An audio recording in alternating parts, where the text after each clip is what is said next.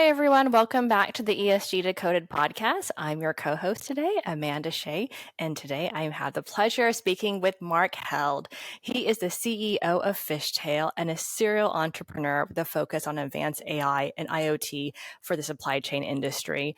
Marc has successfully founded, funded, and sold multiple companies, delivering real value to Fortune 500 clients, investors, and acquirers. Marc, thank you for being on our podcast today. Thank you for having me. Tell us a little bit about Fishtail. Sure. So, just as a 2 second background on me, which kind of leads into Fishtail. I'm an engineer by trade, as you mentioned. I've done a couple things in the supply chain space, but having spent time in the world of supply chain and intimately kind of understanding the impact of working capital and finance in the world of inventory, you start to notice a lot of issues that traditional financial institutions don't seem to want to touch, simply because it's generally very expensive and complicated. So a financial institution, will be very happy to fund invoices, happy to fund inventory, but when it comes to the actual working capital to deliver against purchase orders, banks don't generally like to do it. And so what Fishtail does is we take a bunch of supply chain data and we start to make predictions about what's going to happen so that we can underwrite these transactions. And so just as a trade finance 101, I think the use case that we tend to love is, let's say I'm P&G and Walmart says, hey, I want 10,000 cases of shampoo. Right? P&G's got to spend the money to buy the raw materials. They got to make the stuff. They got to ship the stuff. And eventually, a month or two after the order happens, the product will arrive. They can issue the invoice. And then after they've issued the invoice to Walmart, they have to wait 120 days, 180 days. I mean, these days terms are getting longer and longer all the time. And so usually when people are talking about trade finance, they're usually talking about the funding of that whole entire transaction. Generally, they're talking about that 120-day period.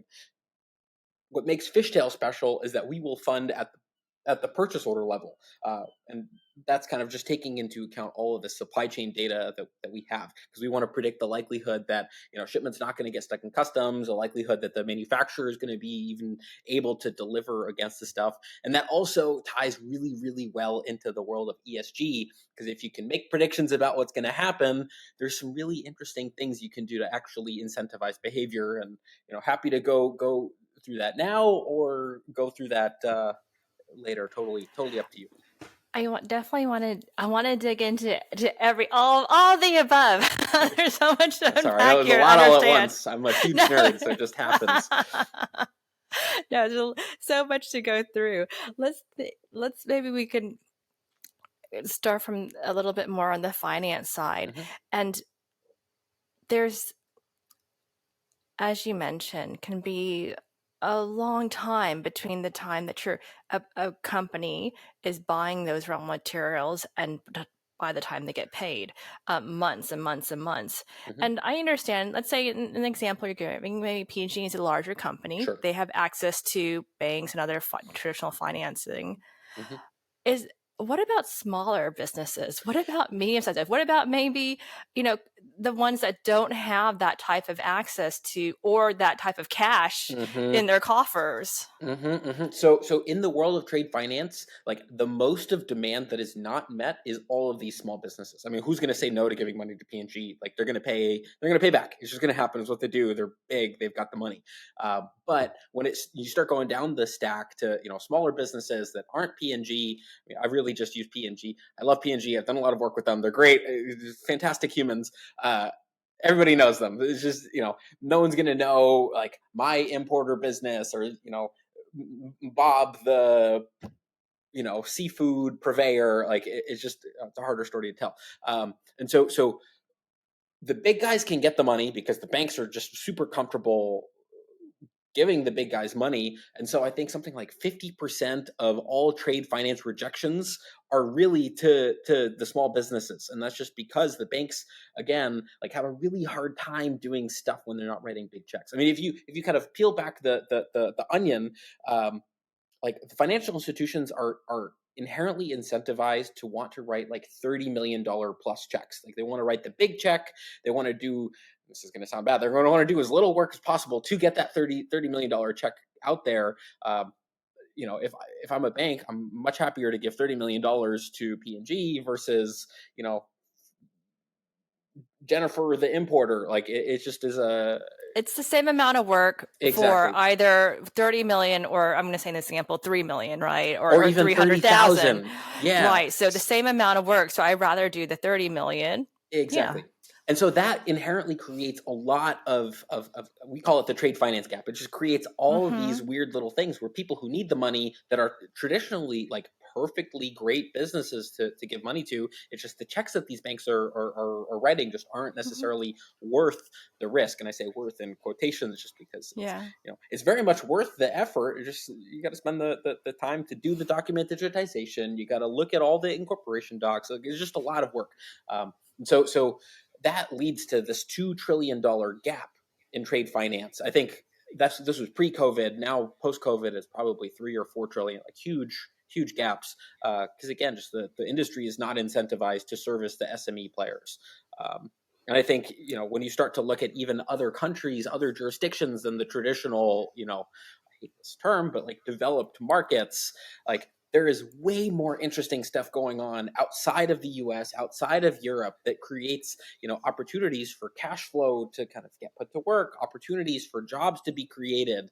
I think it's a completely underserved thing. And, by the default, part of the stuff that Fishtail does is, we're completely, we don't really care if it's P&G that needs money. We don't really care if it's, John the freight forwarder that needs money. Like for us, it's the same amount of effort to fund a $30,000 transaction as a $30 million transaction. And so we just want to keep it so that we're as equitable as possible. And in fact, there's an S component in ESG for a lot of the stuff that we're doing. And I'm happy to dive into to what that means at some point. I would love to hear that because I want to make the jump now. Now we can have at least a basic understanding of what is trade financing. Sure. Very 101, but at least we have a basic understanding of it.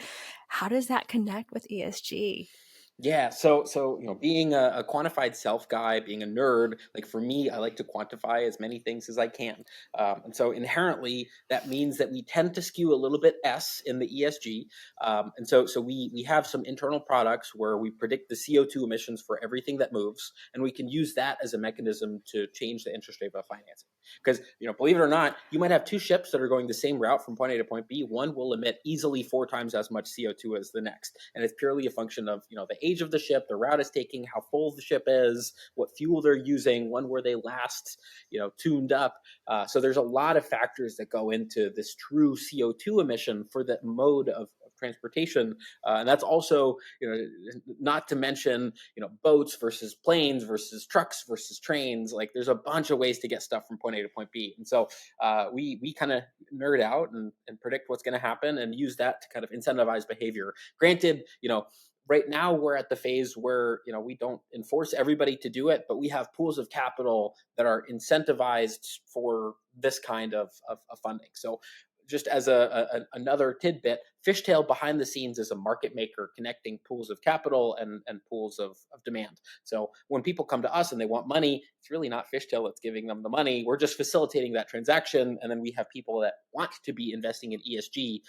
So what we're doing is turning trade finance into an ESG investable asset class, and there's all sorts of stuff around that, but that's really just from the lens of E. There's also a lot of really great things that exist in the world of S&G in the world of trade finance. So the S side, you start to deal with social things, and you start to deal with, how well do I pay my employees? There's just a lot of S means a lot of different things to a lot of different people. E means a lot of different things to a lot of people. So like, we're not going to try to be a standard. We're not going to try to do any of that stuff. We just kind of rely on the fact that a lot of the businesses that we tend to fund tend to be smaller. And so for us, the businesses that we, see a lot of transactional volume with can't really get money elsewhere. And so we're not trying to be loan sharks. I guess we're kind of loan minnows or guppies, where we're just trying to be good and help people get the working capital that they need. I mean, in fact, we see this time and time again, where businesses that will start borrowing from our platform will be healthy businesses. They'll be small but healthy, and then very quickly they'll double, triple, quadruple in size just because they have the working capital that they need, and then start hiring more people. And it's this really interesting virtuous cycle. I mean, at the end of the day, the lifeblood of any business is cash. And when you're not tying up your own cash trying to fulfill your orders, you can do really good things. You can hire more people, you can pay people well, you can make more money. And so I think there's nothing wrong with being a capitalist. I think there's plenty of opportunities to make a boatload of money while doing good. And in fact, we're actually trying to turn, this whole global warming thing into this weird, judo mind trick, where we're trying to generate good returns while doing good, and turning it into kind of this weird capitalist nightmare. So, No, that's capitalism at work. We are mhm, big believers in market-based solutions and using the markets to, give signals and incentivize more sustainable behavior. mhm, Um, One of the things that I know people will be wondering their head is, well, how accurate are these uh, greenhouse gas emission predictions on these ships? I mhm. mean, I'm not asking for like, oh, it's 99% or anything, but Sure. how do you try to improve or make sure it's the highest quality data and highest Yeah. accuracy So possible? that is a great question. I think unless you can get like true emission capture to measure what's going on, it's all going to be just predictions, predictions, predictions. And really, Yeah. at the end of the day, it's whose model are you going to trust? Is it average of averages, or is it looking at real world data and starting to break down? I think a lot of the state of the art in emissions for transportation is really just based off of averages of averages. I think it's back in the 70s or 80s, there was some Navy study, and that seems to be what people glom onto, and like it's great, but it is nowhere near good enough. And so I think the issue that the industry will have is like, at what point is accuracy more important than precision, or precision less accurate, less important than accuracy? And really, the distinction there is like, do I need to know exactly how much CO2 was emitted, or is a good enough amount that I'm fairly confident in with kind of bands of accuracy, like the the way that we're going to make this happen? And so I think Mm-hmm. people who want to know exactly this many tons of CO2 or CO2 equivalent units, like, I think that's just an uphill battle. You'll end up with people that are just running around in circles. So I personally, I'm not a big fan of precision. I'm more interested in accuracy, but I think it's really up to the market to decide, what do I care about? And that brings into whole weird market dynamics of these, what is it, the carbon offsets and whatnot. At what point do I really need to be precise, because I'm literally paying for these offsets? So yeah, I think And that's so, a yeah, it'll debate be for interesting to see as there's carbon pricing, right, and Mhm. around the world, and we'll see what happens with that. Ooh, not to Also, cut you off. go One ahead. thing I forgot to mention, literally did cut you off. I apologize. No. One thing that I should mention is that we do a lot of our CO2 emission analysis based off of raw ground truth data. So we get a lot of information about fuel. We get a lot of information about ocean currents. We get a lot of information about things that would impact fuel consumption, and that's what enables us to do these estimations and predictions. So we try to be good, but it's okay not to be perfect. So sorry, please. I no, Uh, I get it. I'm like, don't sacrifice the good for perfect, and mhm, in the end, what you're trying to incentivize is more sustainable decisions, and mhm. the main thing is within a acceptable margin of of error. Is this relative A relatively more have a lower carbon intensity than ship B with that the confidence Mhm. level, And I and I think know. that, sorry, go ahead. No, go ahead. I think the interesting The interesting thing is not only on the per transaction level, but can you actually get people to redesign their supply chains such that they're actually not transporting as much, that they're manufacturing in mechanisms? I mean, we can already point to one use case of our borrowers. They've completely redesigned their supply chains just so that they can get a better interest rate. Granted, the inventory that they're moving is relatively expensive, so like a small difference of interest rate has a relatively sizable impact from the perspective of interest. But yeah, it'll be really interesting to see as more of these market-based forces start getting applied to the space. How does behavior change? And the carbon offset story is also really interesting, because it turns out when you put money in things, people get really excited. I think the other thing that it's all happening kind of at once is also the fairly recent International Maritime Organization, IMO. Mhm. They announced their strategy on the reduction of greenhouse gas emissions Sure. from ships. And just for our listeners, shipping is somewhere estimated to be around 3% of global greenhouse gas emissions, more than air travel, as kind of a relative example, less than food waste, surprisingly. But it's kind of all timely as the IMO is looking at how can we decarbonize shipping around the world from a policy perspective. It's interesting to talk to you from looking at for like a business perspective, from market based. How can we incentivize similar behavior but using a different tool, maybe a different way? Yeah, I mean, I think that's a super loaded kind of area. Oh no. Yeah, Okay. yeah. I mean, anytime policy and like transportation come together, you end up in hell. I think until there is truly some sort of market solution that's going to force behavior to change, like policy is not, I would argue, the way to do it. At least until you kind of, God, the maritime world is so concentrated, and they do a great job. They get stuff from point A to point B. And a lot of the shipping lines are starting to invest in novel fuel and NOx scrubber, SOx scrubbers, like really like good tech. But until you can really force someone to make the decision, like of investing in new infrastructure, in new stuff, is just a super uphill battle. And I think the only way that happens is if you get the customers of the shipping lines to actually want the change to happen. Because like the policy makers, like God knows I love them to death, is just the shipping lines have too much sway of policy people. It's like everything has to come together around the same time, Yeah, approximately the same time, right, to yeah. make this happen. Whether it's policy, right, the actual technology, whether that's the hardware or software, the financing, Hmm. the kind of infrastructure to do it all.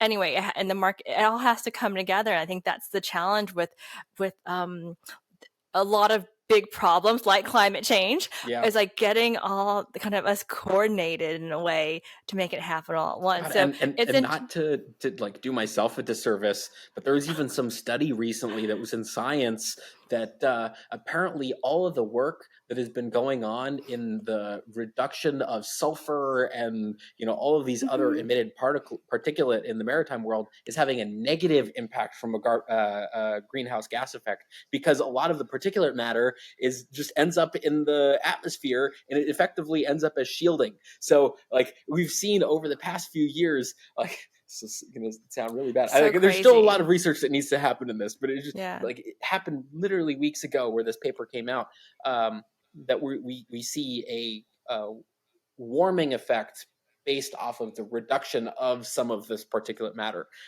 So it'll be interesting to see where that ends up. We'll have to see where all that ends up, where the science ends up. But these are the same also particles that if you're in the area of the high concentration, right, it's unhealthy Hmm. for humans and other life as well. So it's complex, let's say. Yeah, yeah, and like another thing, like God, I have a huge amount of respect for people who like toe rules occasionally. I mean, you remember back in deep COVID times where all of these ships were just kind of sitting and waiting off the port of LA. I Yes. mean, there was some crazy emission stuff going on over there, and like it was very funny to watch from the sidelines, day after day, the rules of what it meant to actually be idling Oh is to just kind gosh. of get pushed out. So I don't know. There's Yeah. people just need to There's start yelling at each other more. But so let's dig into. I wanted to make sure we talk about another part of the business model too. Is Hmm. that by bring transparency right to the carbon intensity of these shipments and these Hmm. ships, and then the second part of it is incentivizing that behavior. Hmm. Where again we talked about trade finance, but that potentially the borrower could have a lower interest rate by selecting the. Exactly. Mm-hmm. Hmm. So Mm-hmm. as I was mentioning earlier, I mean, you've got these two ships that are going the same route from point A to point B, and so we will score both of the potential voyages plus the global ways to get from point A to point B. So we'll look at planes, we'll look at trains, we'll look at multiple modes. Is it a direct shipment? Is it a transshipment? Meaning, does it start in China and go to Singapore and then go to LA, or is it going directly from Shenzhen to LA? Like those are two different things. There's just a bajillion different permutations or combinations of getting things from point A to point B, and then we either, depending on the capital provider, create performance penalties or performance kickers. So we may have the base interest rate on the financing based on the credit risk and performance risk, and then we'll either make you happy by giving you less interest if you're picking a thing, or if you're picking a particularly bad way to get from point A to point B, we'll tack on a little bit of interest. And so from that perspective, we're able to like literally put a dollar value on the emissions of an individual shipment. Granted, like this is just the transportation side. We're not looking at the manufacturing. We're not looking at the energy usage at the plants. So I think someone at some point will probably need to glom all of these things together. It's just we come from transportation, so it's a little bit easier for us to kind of incentivize behavior when you're actively deciding how to get something from somewhere. We just have a few minutes left, but talking about glumming everything together, tell me more about the Sustainable Supply Chain Leaders Association. Yes, that's good. So one of the things that we've seen, just being in industry, is that there's a lot of different ways to measure what it means to be sustainable. I mean, from the perspective of a shipping line, sustainability means one thing. From the perspective of a terminal operator, it means another thing. From the perspective of uh, importer, from the perspective of cocoa producer, they all means different things. And as a supply chain practitioner, it drives me nuts when people start to regulate things that they don't necessarily understand. And so what we started to do is create this consortium of industry stakeholders ranging from shipping lines to manufacturers to you know seafood companies, as a mechanism to bring folks together to define how they want to be measured, and then we go to the policymakers and provide our input so that we can actually decide how we want to be measured and penalized. Just because I think coming from the perspective of just pure policy, you create weird misincentives. So I would rather be told how I'm going to be measured from a place of science. I know, I get it. I think it's important to have all different stakeholders, right, giving Mm-hmm. input and feedback and trying to reduce those unintended consequences Yeah, and of and yeah. we've got some pretty interesting partners. I mean, ranging from data providers in the industry to, again, seafood companies. So we're casting a very wide net and just trying to find folks who are impacted in any way, shape, or form by supply chain. And so right now we're mostly in kind of the phase where we just want to gather more and more of these folks, and then over the next year or so we'll be pushing out this stuff. So if you or your listeners or anybody that is listening to us right now is interested to learn more, we're just at the sscla.org. That's Sustainable Supply Chain Leadership Association. We're fairly active and love to talk at each other. We'll put that link in our show notes too, so it's easy for folks to find the association and get involved in that conversation. I know what you mean. That's the convening stage. So if people want to be part of the gathering, this is the time to like raise your hand and sign up. Marc, I think we need to probably wrap it up, but if there's kind of like one last thing that you want to leave for our listeners, what would you say that is? Um, I think hope is not lost. The world is on fire, and I think that we have a really interesting opportunity to leverage capitalism for what it's good at, which is kind of extracting value. And so I think if you get enough people in a room that are really smart, that can, use capitalism to actually create behavior change in a meaningful way, it's going to be okay. I mean, granted, there's probably a lot of technology that needs to get developed from a global perspective in order for us to, get anywhere meaningful in, 20, 30 years. But at least right now, like, I don't think we need to be sitting and waiting on the sidelines for everyone to tell us, what we need to be doing. Like, us as humanity, it's our imperative, because, I mean, frankly, in 100 years, our money's going to be, worthless if there's nothing to exist on. So I am all for forward thinking, but making money in the short and medium term. So yeah, hope is not lost. Marc, thank you so much for being on our podcast today. Thank you, This has been Amanda. It's great. been a pleasure.